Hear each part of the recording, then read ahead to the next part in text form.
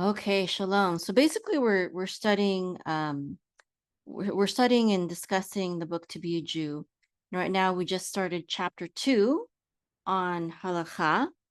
The Jew. Well, actually, I don't remember the exact title in the book, but this presentation is called Halachah, the Jewish Walk, and the chapter is about Halachah as well.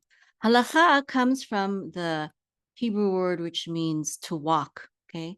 Halach means he walked. Halachah is the walk, our walk, the Jewish walk. Okay. And so I picked this, thought this is a pretty picture right here. It's basically a path, right, a walking path in the Garden of Gethsemane, which we probably walked on when we visited there in Israel. It was very interesting. We went, it was beautiful. The Garden of Gethsemane was very beautiful, but they had a church there, which we were about to enter, but then I think the church said no head coverings allowed. If you want to enter into this church, you must remove your head covering. And everyone was like, no, I'm not going in there. That's an anti-Semitic church right there. No head coverings allowed. So anyways, we didn't go in, but we still had a nice time.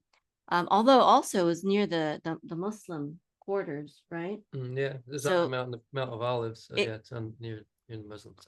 yeah, it felt a little unsafe. We were harassed by these two young Muslim men for in my opinion, for laughing because we were two non-Muslim women laughing, me and my friend. Anyways, that's my memories of the Garden of Gethsemane. It's a beautiful place though. Very ancient, huge trunks. This doesn't show the older trees, but there's some olive trees there with very huge trunks, very old trees. And just just imagining, where Yeshua walked and prayed. It was an awesome thing to do. And then I think after that, we went over to the Mount of Olives, right? Did we do that the same day? And we read the Beatitudes there on the Mount. It was really beautiful. No, that was where we went. We went to Galilee, and we were. This is the Mount of Olives. The other place is Yes. the I don't know. I guess it was Oh, we just, it didn't was do it the same day. We didn't do it, it the same day. it might have been the same day, but it was like it wasn't the Mount of Olives. Over there was the Sea of Galilee. It was like Yeah, they're a different mountain that locations. was They're like different locations. overlooking the Sea of Galilee. Yeah. Everyone's got to go to Israel at least once in their life. Every Jew. Every Christian should too. It'll enrich your faith. Doesn't matter. Okay. Um, so what is halakha? Halakha is the essence of Judaism, according to Rabbi Haim Donan Halevi. And it's true, it really is. And this is a quote from the book. He says, a person's eating habits, his sex life, his business ethics, his social activities, his entertainment, his artistic expression are all under the umbrella of religious law, of the religious values and the spiritual guidelines of Judaism. Jewish religion does not disassociate itself from any aspect of life and does not confine its concern only to ritual acts that have a mystical significance within a supernatural world. Fully and properly observed, the Jewish religion is life itself and provides values to guide all of life. So, one saying we have in Judaism is that our purpose as Jews is to bring heaven to earth by sanctifying and uplifting every single act that we do in life. And the secular world might think it's mundane. Eating, putting on your shoes, putting on your hat, putting on a belt. We have a blessing before we do all these things, right? And it's just a constant reminder that we are we are we are priests, right? We are his kohanim to represent him on this earth. Everything that we do. Um, my daughter and my friend Hannah, they just went to a shechita training. It's part of a kosher certification training so that you can be a certified kosher butcher. And uh, it was hosted by our friends who own a farm, and they were telling my Hannah, my friend Hannah, about how they used to be Christian and they converted to Judaism. And they said that basically in the Christian church, they got bored. And they felt like it was just the same things over and over and over again. And it felt like there's really no growth, But, as I was saying to one of our members on Shabbat, there's no end to the depth and the richness of Judaism. And I believe that's because we honor our sages. And when we honor our sages, then our religious faith and experience goes back thousands and thousands of years. And we have all these thousands of years of rich knowledge and history and experience and persecution, which also makes our faith rich. All these rich things to draw from, writings, teachings, all these different things, cultures, there's worldwide Jewry. It's so rich and diverse. Whereas, and I'm sorry, I make a lot of comparisons with the Christian world, but this is where we are, right? In the Messianic world, this is where we are. We stand in between. So I think it's proper to make these distinctions. Whereas in Christianity wants to reform itself every, I don't know, 10, 20, 30, 40, 50 years and cut off its past and say, no, we're not part of that. No, we're not part of that. They weren't real Christians. We're going to do things right from here on. And they're always trying to have a renewal and revival, but the renewal and revival is not attached to anything really ancient. They might be using ancient texts, but they're reinterpreting it solely through usually very modern eyes. And so you lose a lot of depth and richness and history and culture and all of that kind of stuff. So anyways, sorry, I think we're getting off track from Halachah. Anyways, Halachah is the essence of Judaism, and it encompasses everything that we do. And Halachah is more important than its contrast, which I believe is Hashkafa. Hashkafa means worldview, and it's just basically our beliefs and our thought system. What do we believe about God, about death and the afterlife, and all these things. All of these things are important in Judaism, but that's not the most important thing. The most important thing is not what we believe about all these different theological issues. What we believe, what we do as a community and as individuals, that is what's most important. And that reminds me of Yeshua's words where he said, by their fruits you shall know them. You don't glean fruit from a bad tree. All its fruit is bad. And so that's why our works have to be primary. They have to be important. Can you be a good Jew and not believe in Gilgul HaNefesh, or not believe in just different things that we can't prove, right? And the answer is yes, you can be a good Jew even though you don't believe in, even Rambam, we consider it very fundamental, his 13 principles of faith. But in the Jewish world, his 13 principles of faith are actually debated. They're actually very high prominent rabbis in history and even today who say, who is Rambam to say that we need these 13 fundamentals and every single Jew needs them. So even what sometimes it's called fundamental in Judaism is even negotiable, actually. But what we're supposed to do as Jews, this is non-negotiable, that we have to walk 613 commandments as a community, at least. That is non-negotiable. Sometimes the way that we do it is different, but that we have to do it, that is non-negotiable. And that is what makes a Jew a good Jew or a bad Jew. Not what they believe, but what they do. As opposed to Christianity, you will get kicked out of the church if you don't believe in that particular church's fundamental doctrines, whether it be speaking in tongues or baptism in full immersion, or whatever, um these theological differences, oneness or Trinity, things like that. These things will get you kicked out of the Christian church. But in Judaism, we're more interested in, what do you do? Because I think that's proper and accurate, because when you judge people by what they do, that's the only thing that we can do as humans. We can't judge people by what they think. Also, people change the way they think. They can change from one day to the next. Who knows? Who knows what's going on inside their head? Why should you ostracize someone for an opinion? Basically, it's an opinion, right? A belief is an opinion, strongly held opinion.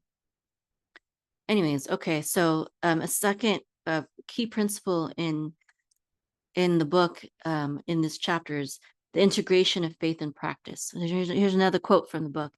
It says, "Indeed, the surest way to forfeit agadah," and he's defining agadah as faith and inwardness, emunah, and character development. So the surest way to forfeit agadah is to abolish halachah. Without halachah, agadah loses its substance, its character, its source of inspiration, its security against becoming secularized. By inwardness alone, we do not come close to God. The purest intentions, the finest of devotion, the noblest spiritual aspirations are fatuous when not realized in action. And we can imagine, let someone prays an hour a day, maybe even reads, let's say Musar an hour a day, but then they don't live it. What's that? That's nothing. That's not a true faith. And that's reminds me of another quote from the Halachah. Show me your faith without works, I will show you my faith by my works. It is because I have faith that I do these things. And without this walk, it's just like Rabbi Levi says, you're going to become secularized. You're going to become secularized if your deeds don't follow the things that you believe. And the third, I think, important principle from this chapter is that there are diverse opinions within halakha. Torah is non-negotiable, in my opinion. When it comes to the Mishnah and the Talmud, sometimes I have problems with some of the things that are said. I'm not going to lie. And I know that there are other, rabbis that do as well too, because it was meant to be oral, it was meant to be living, it was meant to adapt to the times. And because we have no Sanhedrin, we don't have that living halakha anymore, which it was supposed to be. It was supposed to be oral for a reason. It was supposed to be oral because it was not supposed to be written down in stone like the 10 Commandments were. It was supposed to be oral and living and adapting to the times. And so Rabbi Halevi says this. He says, like all legal systems based upon a constitution or some other body of law, it is true that the halakha itself often allows for differences of opinion and for differences in behavior, particularly in areas where divine Torah law is not affected. That's the key, right? It should not overstep Torah's boundaries. But all different religious decisions by authoritative ordained scholars must be capable of justification and defense under the halakhic rules of interpretation. It must be based on sound religious scholarship.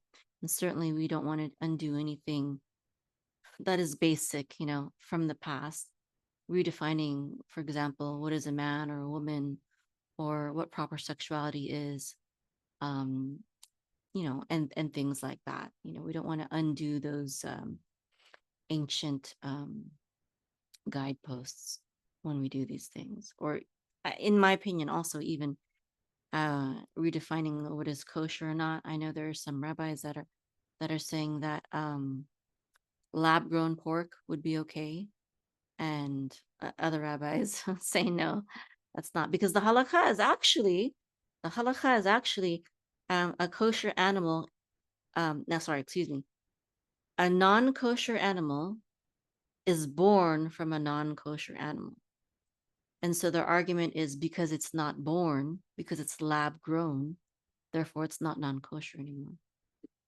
That's their argument. But my opinion is that if the Sanhedrin were here today, if Mashiach were here today, they wouldn't, that would not fly with them. So anyways, that's all I have. So does anyone have anything to comment or share based on the topic at hand?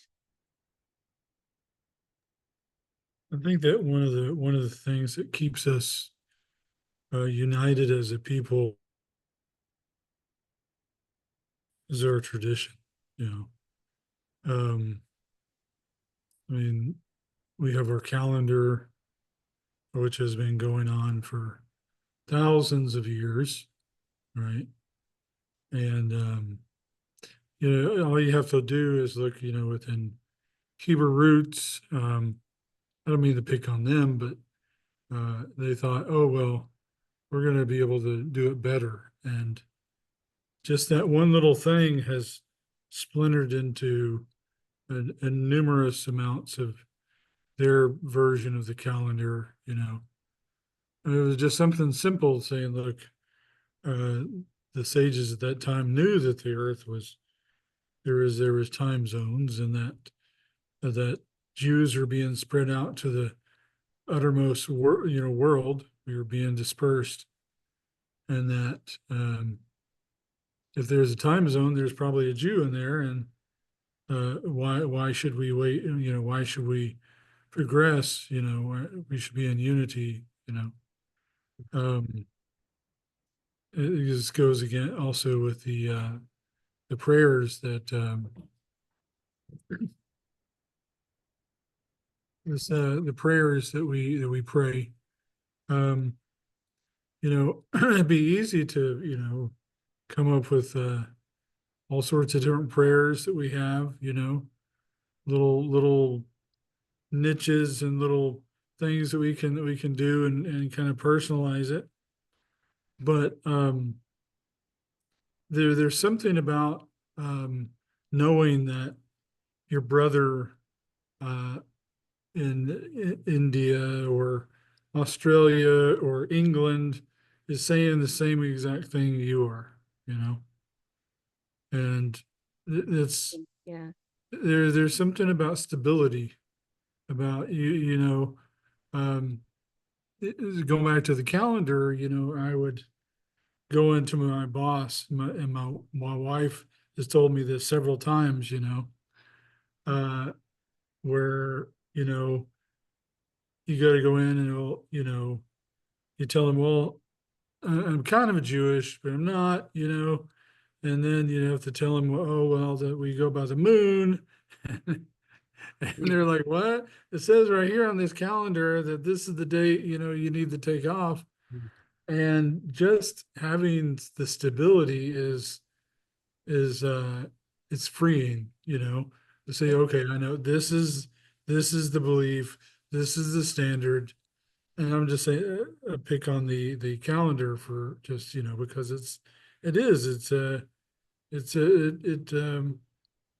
we started our conversation with it, you know, it's something that we don't have to quarrel about, you know, and but you know, if uh, when the Sanhedrin comes back and we have a discussion, it's completely open. We have to be careful to make sure that we discuss things in love. You know, I know a lot of times on internet, uh, people will forget that there's a human on the other side, and me included. You know, and so we have to make sure that we're tempered. You know, with our, you know, it's not like, okay, you won an argument and that's the be all end all. You know, but a lot of times both decisions or three decisions or four decisions, they can all be right, you know. So to me it's very comforting to know that, you know, this has been the way it is for thousands of years, and it's actually one of the reasons why. No. Okay, hold on. Mm-hmm. Thank you for that, Rabbi Safa. So as we're going through the reasons for the mitzvot, obviously we've established an authority structure, right? The Torah is the beginning of the authority structure. The dispersion over the teachings, there are different perspectives, but you know, the oral Torah, which there are some views that say that it was actually given on Mount Sinai. I don't know, I wasn't there, but the idea that this law was dispersed through the 70 elders, both by the suggestion of Laban and then again by Hashem. This is where this legal structure begins to develop because a lot of rules were given. And not only is it important to understand those rules, but how do you perform those rules? What is the right way? So in that way, Judaism is a derech, right? Because you can read the rules yourself. I mean, they're in there and you can extrapolate however you like, but there's a derech. And it's hard to make a case that the oldest derech, the oldest pathway to observe those rules and by good and solemn authority is not Judaism. There's a distinction. I think last time we were discussing, there's Orthodox and there's all those different things. Orthodox is a moniker, and I think the Rebbe Sin actually mentioned this in one of her videos. It was a moniker that was given to us before the Reconstructionist movement. It was just Judaism, right? Just pure, simple Judaism. And the pathway of the interpretation of those laws throughout the ages. If Yeshua followed those laws and you followed Yeshua, I can't conceive of a situation where it would be inappropriate for you as you embrace this Messiah for who he was. I mean, rather than falling into the more pagan ideals of who he was, but who he was genuinely, you're following him as dear children. And one of the major aspects that he repeated over and over again is following the mitzvot, right? And that mitzvot, where are you going to find that out, right? You're going to go to the Pentecostal church? They teach that there? I'm sure they teach a lot of great things, but I don't think they teach mitzvot. I don't think they teach you the way, how to be able to follow these mitzvot. But in Judaism, the way is still taught. Obviously, each congregation may interpret that differently, but we have the benefit of having all the information of our sages, of our great rabbis and teachers, that we can get a good picture of the way. And I can tell you, it's a personal testimony, the way is better. Mm-hmm. Mm-hmm. Yeah, there's two ways that I can remember right now that Yeshua supported the oral law. One is when he said they sit in the seat of Moshe, therefore whatever they say obey, but do not do as they do, because there's some of them were hypocrites, right? You can find that in all leadership structures. So do what they say, but don't do what they do. And the second one is when Yeshua always blessed Hashem before meals. You find that nowhere in Torah. You only find that in oral Torah. Mm-hmm. And he did it all the time. Actually, I don't think there's recorded, there's nothing recorded of him ever saying the blessing after meals, which is a commandment in Torah. You only find him saying the rabbinic blessing before meals. And it's funny, that's the one Jewish tradition that all Christians follow. They say blessing before the meals. Another thing that I wanted to say, maybe it's a little bit advanced, but I'm sure y'all can handle this, which is that if you've ever heard Rabbi Asher Meza, he calls himself a halachic purist. Have you heard him say that? Calls himself a halachic purist. And in order to be a halachic purist, you really have to know Hebrew,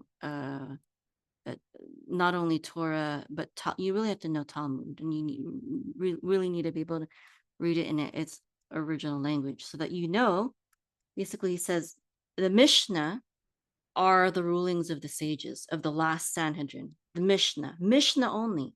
Gemara is only commentary. It has no real authority in and of itself. Only the Mishnah, because the Mishnah are the rulings of the actual last Sanhedrin, the last great court. Gemara is just commentary. Then we go over to Rambam, and Rambam is not followed by most Jewry except for the Yemenite Jews, Temani. And the reason why they follow Rambam's Mishneh Torah directly is because they were heavily influenced by the Rambam. And because of that heavy influence, they see a lot of things, they agree with him on a lot of things, not only his halachah, but also his approach to Kabbalah, which was basically that they're mostly not Kabbalists. Perhaps they will read it for,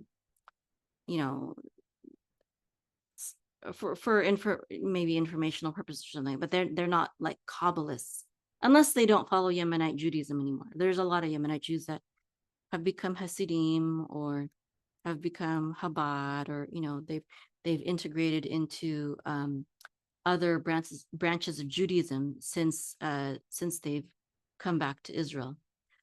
But even if most of Jewry does not paskin or follow the Mishneh Torah, Rambam's Mishneh Torah, they still, if they're learned anyways, they still acknowledge the very important work that Rambam did, because his Mishneh Torah is the only codification of all of the mitzvot, whereas the Shulchan Aruch only focuses on the mitzvot that we can do today out in the diaspora without the temple. Okay, so therefore Rabbi Nachman, let's say for example Rabbi Nachman, he used the Shulchan Aruch, but he said when Mashiach comes, we're all going to be paskening by the Mishneh Torah. And even I know, for example, our Breslov rabbi, he uses the Shulchan Aruch, but sometimes, when you have a very learned rabbi like him or Rabbi Asher or someone else, they're like, okay, well, the Shulchan Aruch says this, but we also know that Mishneh Torah says this, and we also know that Talmud says this, and we also know that Mishnah says this. So meaning Shulchan Aruch is not a final authority on many things. And Rabbi Chaim Ovadia explained one day to me, not just to me, to the class, but I believe I was there in person that day. He explained what the draw was, I guess in his opinion, what the draw was to the Shulchan Aruch when there was already a Mishneh Torah, which is, I believe it was Yosef Karo. I don't remember, but was it Yosef Karo? Here, let me look that up real quick. It's very easy to look up. I'm so sorry. I want to say something wrong.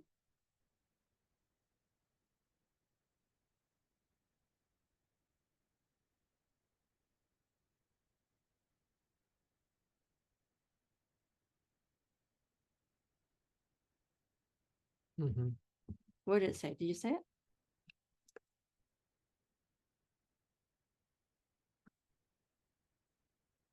Okay, there we go. Yes, it was authored by Yosef Karo. So he was Rabbi Chaim Ovadia was basically, I think Rabbi Asher talks about this too. Basically, the Shulchan Aruch was never meant to be authoritative exactly per se, but the Shulchan Aruch is basically a record of how Jewry kept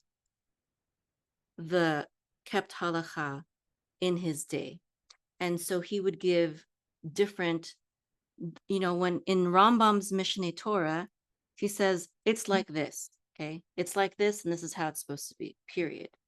But in the Shulchan Aruch, Yosef Karo says, well, this community does this, and this community does this, and this community does this, and there's options. There's options for how to do something, which means that it's not halakha, because halakha, if you're a halakha purist anyways, there's only one way that you have to do something. Everything else is optional. And so what he's giving is all the options. He's saying you can do it this way, you can do it this way. And so that what that means is that it's coupled, the halakha in the Shulchan Aruch is coupled with custom, with minhag. Yemenite Jews and halakhic purists like Rabbi Asher, they will have problems with the Shulchan Aruch, primarily, I believe, because a lot of the customs that the Shulchan Aruch incorporates are Kabbalistic in nature. And so they believe that halakha should not influence, Kabbalah should not influence halakha. So there's people who are against Kabbalah, and that's their beef with it, that it's interfering with halakha. And let me give you an example, okay? The halakha, this is how I see it, okay? In the Talmud, it describes how Jewish men and women used to dress modestly. And it was actually, there wasn't a code for men and a code for women. It was actually for both. It was long sleeve, loose clothing, okay? And the head covering is aside. Let's put that aside, okay? Now, when it comes to the head covering, though, it was for the purpose of modesty. All of Jewish dress was basically for the purpose of modesty. And so when women were to cover their heads, they were supposed to do it for modesty. And it wasn't just married women. It was all women. It was all women. Whenever they went into the public marketplace, they were supposed to cover their head. That is the halakha. Okay. There are debates, which I understand the debates, but I don't know that they really hold any water. But for the purpose of modernization, I'm like, okay, I go with it. I accept it, which is that it doesn't have to be covering. It just has to be tied back, meaning you don't, as long as your hair isn't loose. You're muted. We can't hear you. Who's muted?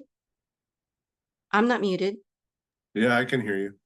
Yeah, I think maybe your speaker. Okay, so for head covering, right? Back to head covering.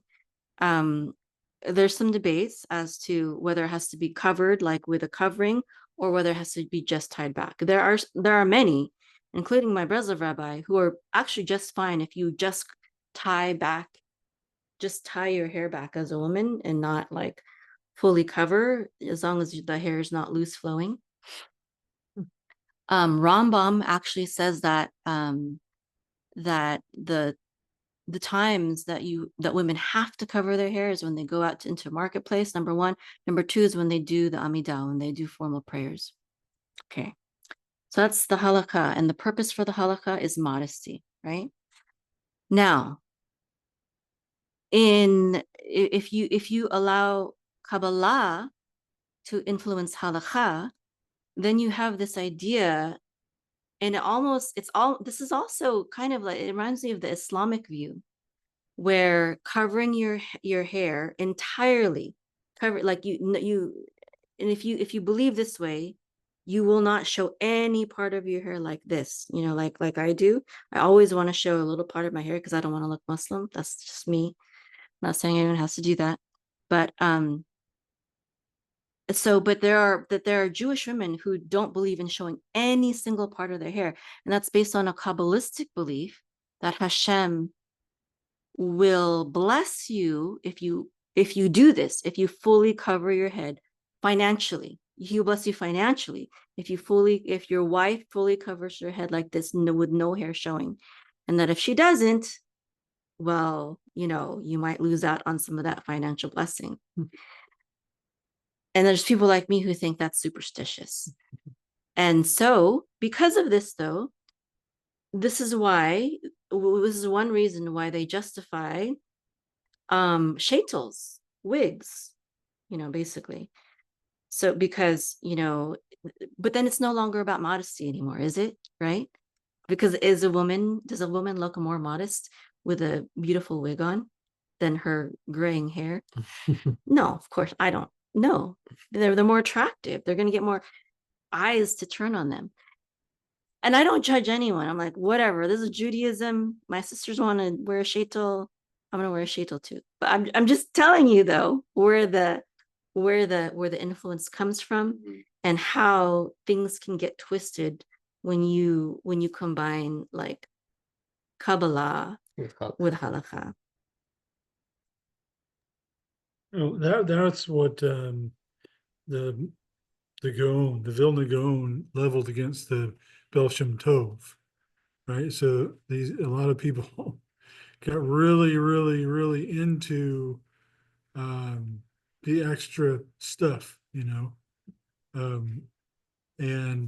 it became. They said they. It's hard for us to believe that, the Hasidim or the Bel Shem Tov or Breslovers would be considered as adding too much to the Torah. They were actually more uh, um, more observant, not observant, but they added more structure, right? Because there was a lot of they brought a lot of the mystical aspects, Kabbalah, into it. And they're like, oh, well, if we don't do this, then a demon will get us, And then, they were motivated by, superstition. And then they were like, oh, no, well, you better make sure your mezuzah's straight, or, your kids are going to get sick and all this stuff. That, Yeah, became a burden. Is the word I was using. That the Vilna Gaon said that we were putting that those in the Hasidim movement were putting undue burdens on people. Yeah. Because what if you were too poor to, fix your mezuzah right away? Then you're just gonna take that. Every time you get sick, oh, it's my fault. For whatever. Yeah, it's not good.